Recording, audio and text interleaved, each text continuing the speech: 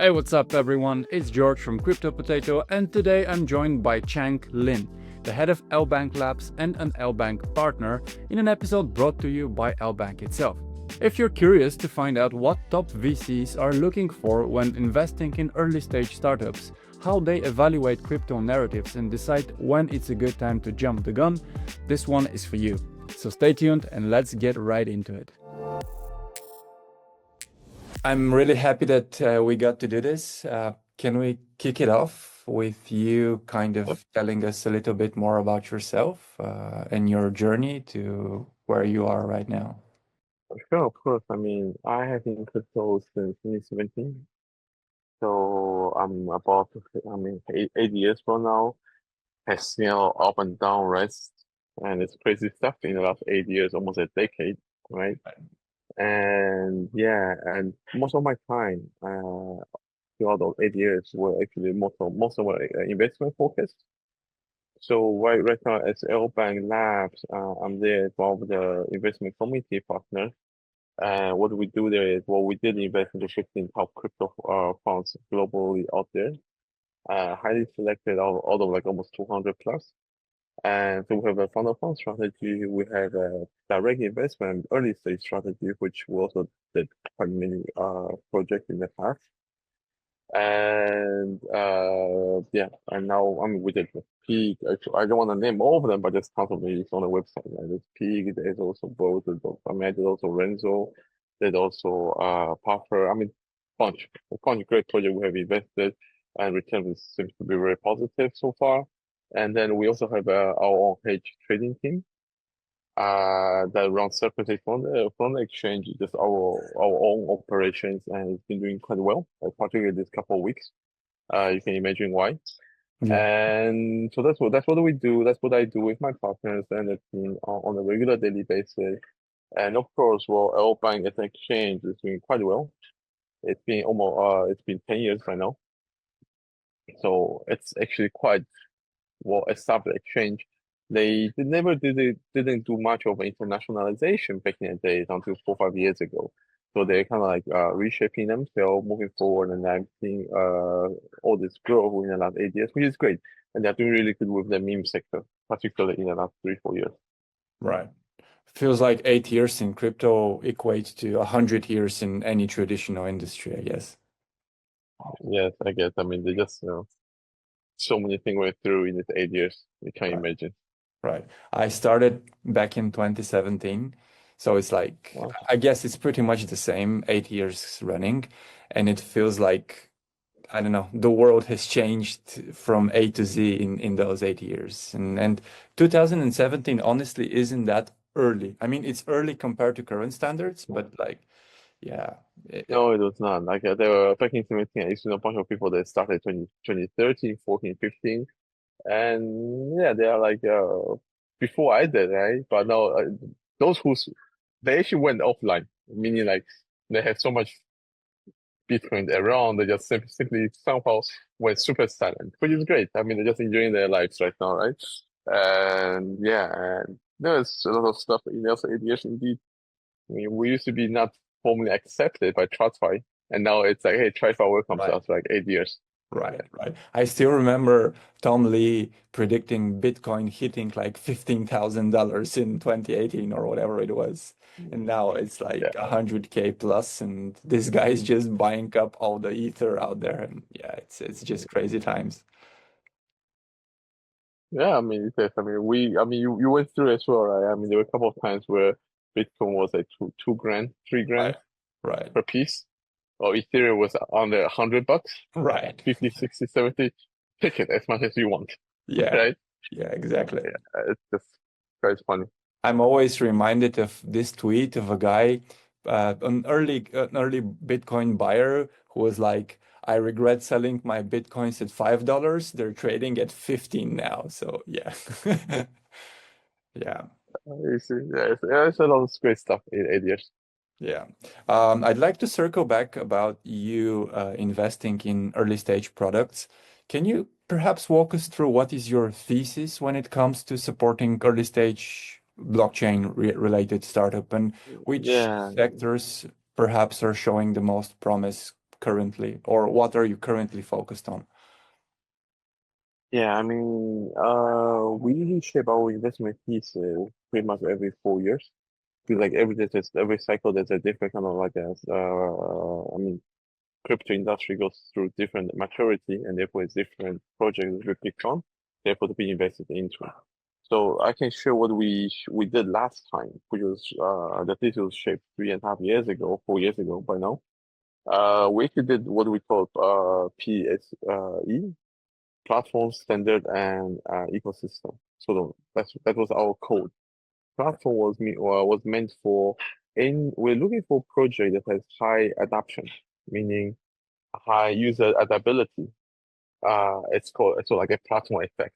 Right. So a good example would be I mean Exchange itself is a good example, right? It's a platform that can do a lot of other stuff and provides like solutions to the users, right? So that's what we're looking for. We did look for into well, we invested in Bubble Map. I'm not sure whether you guys heard of it. Bubble Map was one of those sort of like fit into our thesis platform because they were different produce a product that was used by many and it's very user facing. The reason why we picked this topic 4 years ago is because we knew somehow that well, finance, which is the leader in terms of the exchange sector still today. And at least in that part with me, I'll challenge. I think meme is LBank is probably doing the best. But the general stuff is because Binance went through a lot of user adoption focus. Therefore, we sort of like picked it somewhere they would like. So we do fit into Binance Lab, therefore they're listing criteria. So that will give us a good performance. And like Leonard, that thesis proved to be correct. There are a lot of projects were listed on Binance have a very good performance. So as well as this on LBank with a very good trading traction and support. And second was standard. We're looking for projects that have that could potentially become a standard. They'll create some standards and standardization for the market. Ecosystem that they have ability to create ecosystem of their own. I mean, that was like a very general thesis we had, but that was what we did 3-4 years ago. The thesis will change now. I mean, the way how we see it is that there's a large, massive collaborating issue between TradFi and crypto. So I guess now for the new founders, they had to think how would they play, how would they raise the money to go in crypto as well as in the traditional space. Right. That's interesting. And can you perhaps also walk us through what LBank Edge is? Yeah, LBank Edge, I mean, they are doing a new product that don't suppose launching projects that would simply provide them a better experience moving forward. I mean, well, we have shared that quite a lot as well. I don't know whether yeah, I mean, it's a new sector that LBank has launched, and yeah, just doing let's say it's like a launching spot. So basically, creators can go there, launch their own projects, and then users of LBank can go and invest. Agree. That's right. So it's a bit more of an innovative way of not just like pump up fund, they just launch, right? I think that was like it got a bit boring Right. as time move forward. So perhaps they're giving a bit more empowerment towards the creators. Right. Is there a vetting process, or how can someone access LBank Edge as a creator? Yeah, I mean there is well you just have to go through the website and follow those yeah those Right. well yeah the forms they apply and it's rather easy. It's really at least it's just like I believe the user will be much more will feel much more comfortable because there's at least a quick scan through it, right? Right. Do you feel like this is more oriented towards the retail side, or because it kind of feels like for many years there has been a certain disparity between the opportunities that retail gets as opposed to more Yeah. insiders, so to speak, or at least people with access to more money and to a deeper network. So is this something that LBank Edge aims to kind of tackle? Yeah, I mean, it aims to support a lot of, I believe, let's put it this way, it's much more community driven. It allows people to what first of you apply, you get accepted, you raise, and it actually protects it. The actually LBank they have offer like the sound like protection, right? The 5 million ecosystem fund support. It was yeah, it provides the creators different ability and comfortability because it's a downside protection that should allow the retailers to feel more comfortable participating. Right.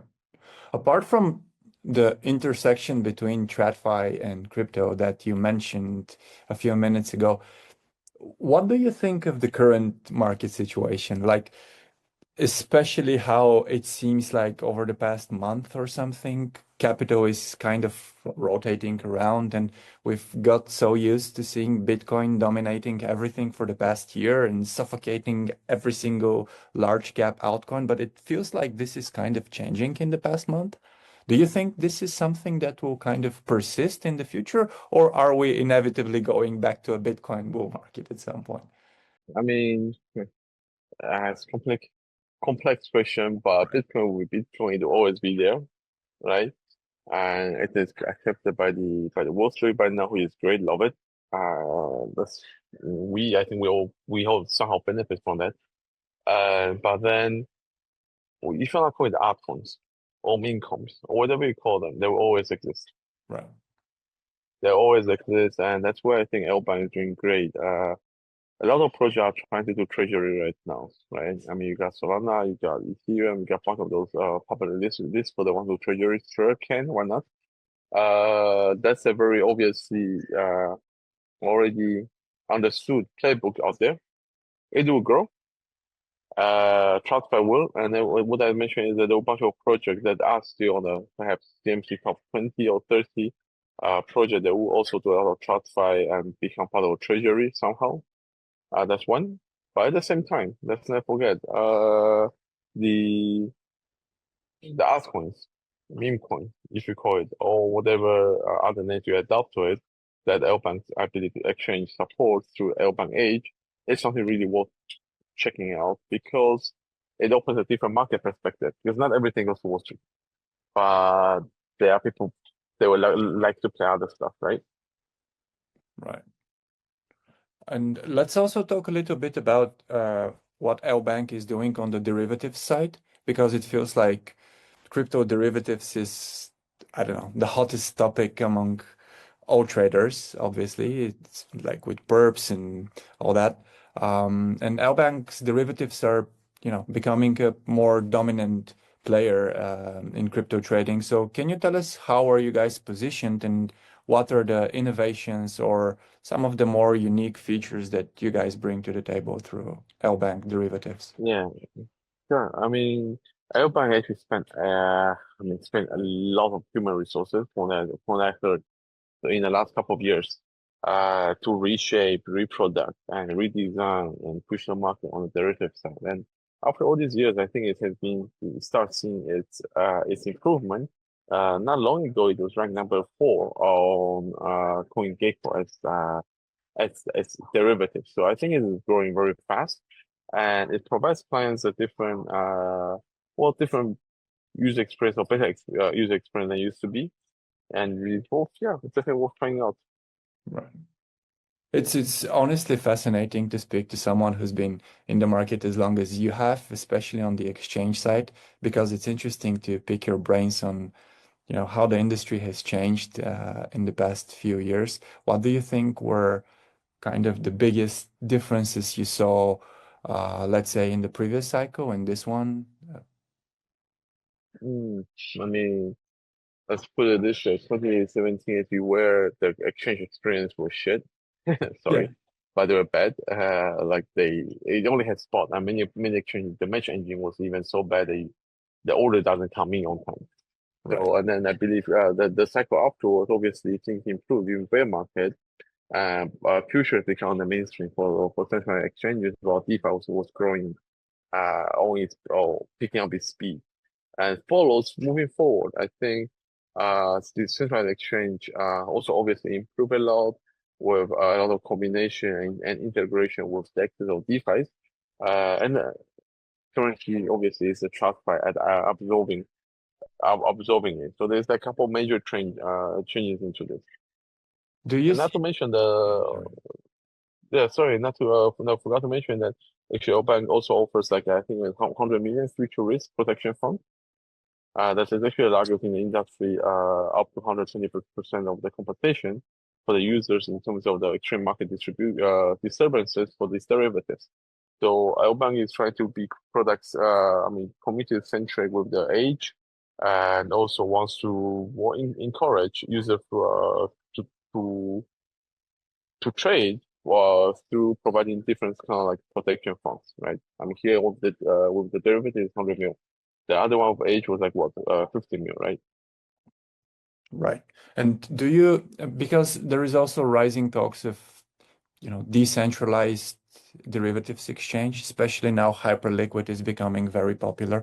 Do you see this as a net positive? And perhaps are there, in terms of competition, how do you look at this, at the rising popularity of certain derivatives decentralized exchange? First of all, I believe that I'm pro innovation. I have to have an investor mindset at all times. So I'm pro innovation, and particularly at this very moment, I don't see much of the competition Right. between the exchanges. The reason why is that yes, of course, the exchange competes, but it's not the market is still growing. So I think we are way too early to fight for the last piece of the cake. What is indeed is more that we should be supported to every innovation out there. Therefore, we grow the pie together. The Hyperliquid obviously is really, really well. They're probably one of the black holes in this cycle with their performance dominating the futures and the trades on the perps on DEXs, right? It's great because they are bringing more users that feel comfortable, they'll trade, and users some of them will obviously use just one exchange, some of them will use others. And that actually brings LBank as well, possibility, right? Because the cake, the whole pie just grew. There are more money in the market. So I love it. I mean, That's really cool, man. that's what LBank is doing. That's what LBank is doing, right? I mean, with age or with whatever derivative they are doing, the team out there, just trying to be innovative, bring more stuff over, and help people feel more comfortable with the sector.